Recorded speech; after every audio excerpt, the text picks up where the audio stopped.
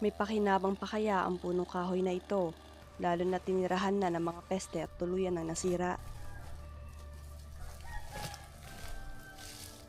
Ito Ay, na ang ate. daming uwang! May makukuha pa kaya kami mula rito para sa itatayong bahay kubo? O tuluyan na lang kaming mauuwi sa wala?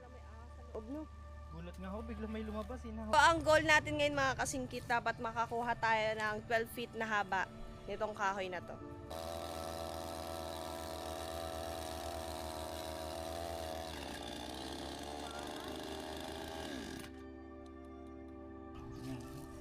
Sumabit! Huwag na yan. Habang pinipiraso na nga ni Jose ang puno, hindi pa rin ako nawawala ng pag-asa. Umaasa akong may bahagi pa itong matibay at magagamit. Sa kabila ng pagkasira, nangingibabaw pa rin sa amin ang pag-asa at positibong pananaw.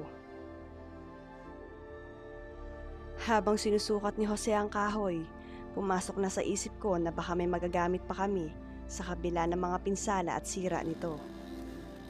Kaya tuloy lang, sa bawat hakbang may kaakibat na pag-asa. Hindi man ito perpekto, basta may magagamit, tuloy pa rin ang aming pangarap.